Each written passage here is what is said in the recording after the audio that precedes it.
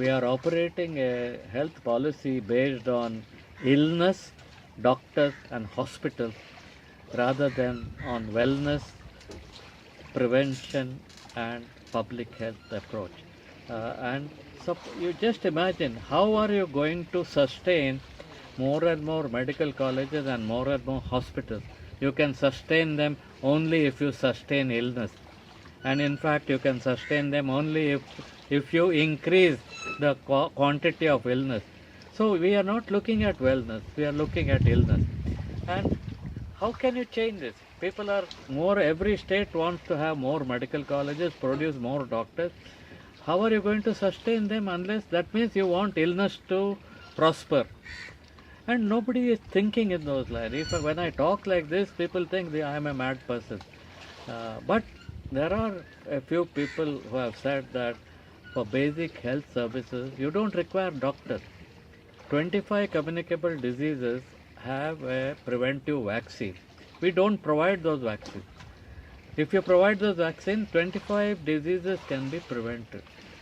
Nutritional disorders. You don't require doctors to give nutrition to a mother or a child. Anybody can do it if they know what to give.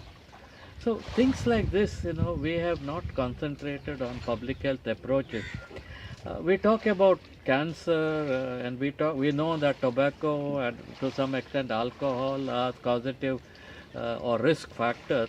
Other side, tobacco and alcohol are considered revenue earning items. So how can you compromise or strike a balance between revenue earning items and disease causing items? So these are the contradictions in our country that our policymakers are not considering, or perhaps they are not even aware. And therefore, this is what it is. I mean, we require reforms in education, we require reforms in health, and of course, we require reforms in several other administrative aspects, police reform, judicial reform. But we have to, I think, build up a campaign so that people in authority, people in administration, people in government get the right messages about and the right needs and requirements of the community. I have something to tell here. Yeah. Now, when you tell a reform, the way you have interfered in the education system, the way you have contributed at the field where you are, that is the beginning of reform, I would say. Suppose that happens at different places, 1,000 people, 1,000 people, 10,000 people come forward at different places. That become. See, this kind of ripple effect should take place. Unfortunately, it is not. For whatever reason, it's not taking place. Though now with the social media, I think it's catching up. People are, expressing and voicing their opinions in various matters that require the attention of the powers that be, and that's a very good sign. And I hope, these ideas about reforms in education and reforms in health really take shape and are spread. What is the response of the children when you give this model of education to them? I think they love you more and more. That's all I can say. And then there reaches a point when I feel that I'm not doing enough for the love that I'm getting back. And this especially has happened because we were posted to a place called Dhanbad in Bihar. At that time it was a mafia town and the whole family was against us going to Bihar. But with two small children we marched forward and said, the unknown we can tread, where angels will be with us. And so we moved on. And there I taught in the Carmel school in Dhanbad for 5 or 6 years. And today I have connected, thanks to WhatsApp, with all my students after 33 years.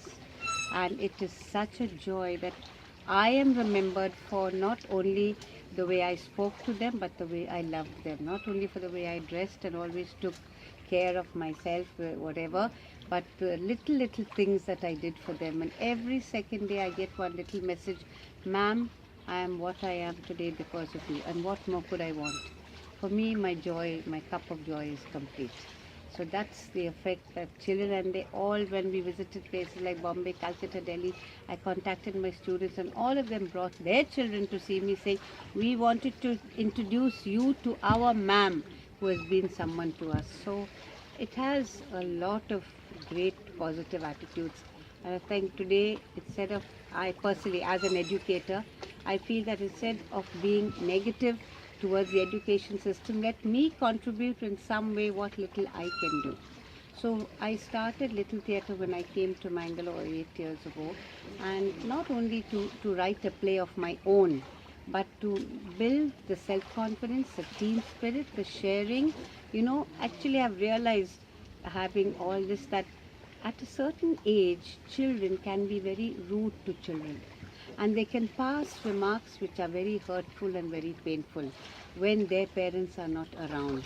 And that is where I try to tell my children during the Little Theatre, we don't hurt someone. We come here to love each other and to say something positive, to appreciate somebody, who applauds someone.